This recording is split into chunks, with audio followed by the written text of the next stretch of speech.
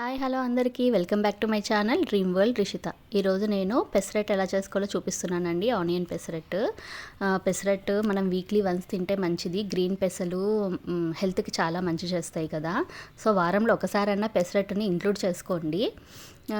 ఇప్పుడు 1 కప్పు పెసర బ్యాళ్ళకి, అది గ్రీన్ పెసర్లకి మనము ఒక పిడికెడు బియ్యం వేసి వాటిని బాగా వాష్ చేసుకుని నైట్ అంతా వాటర్లో సోక్ చేయాలి.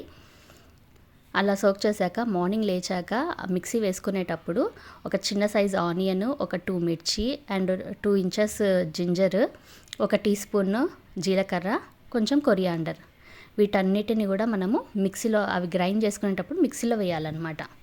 సో ముందుగా మనము పెసలని మిక్సీలో వేసుకొని, నానబెట్టిన పెసలని వాటర్ అంతా తీసేసి మిక్సీలో వేసుకొని, మనం చెప్పిన ఐటమ్స్ ఉన్నాయి కదా, ఆనియన్స్, పచ్చిమిర్చి, జీలకర్ర, కొరియాండర్, అల్లం, ఇవన్నీ కలిపి మిక్సీలో వేసి వాటర్ యాడ్ చేయండి. కొంచెం సరిపడా వాటర్ ఎక్కువ యాడ్ చేయకండి, ముందే చూసుకొని యాడ్ చేసుకోండి. వాటర్ యాడ్ చేసుకొని గ్రైండ్ చేసుకోండి. పిండి బాగా మెత్తగా అయ్యేలా గ్రైండ్ చేసుకోండి. ఇలా మెత్తగా అయినాక తీసి ఒక బౌల్లో వేసుకోండి. అలా బౌల్లో వేసుకోవాలి. బౌల్లో వేసుకున్నాక మీకు ఏమైనా గట్టిగా ఉంది పిండి, బ్యాటర్ మీకు కొంచెం లూజ్ కావాలి అనుకుంటే దాంట్లో కొంచెం వాటర్ వేసుకొని పైన లూజ్ చేసుకోండి. తర్వాత దీనికి తగినంత ఉప్పు వేసుకోండి. వంట సోడా అవసరం లేదు పెసరట్టుకి, ఓన్లీ సాల్ట్ సరిపోతుంది. సో సరిపడా సాల్ట్ వేసుకొని బ్యాటర్ రెడీగా పెట్టుకోండి. ఇప్పుడు మనం ప్యాన్ పెట్టుకోవాలి.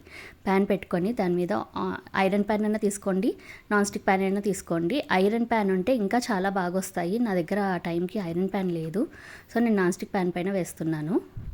అలా మనం స్ప్రెడ్ చేసుకొని ప్యాన్ పైన ఆనియన్స్, సన్నగా తరిగి పెట్టుకున్న ఆనియన్స్, కొత్తిమీర, జీలకర్ర, కొన్ని ఆనియన్స్ పక్కన రెడీగా పెట్టుకోండి. వాటిని పైన అలా అద్దేయండి. అలా అద్దినాక కాస్త ఆయిల్ వేసి బాగా వేడి చేయండి.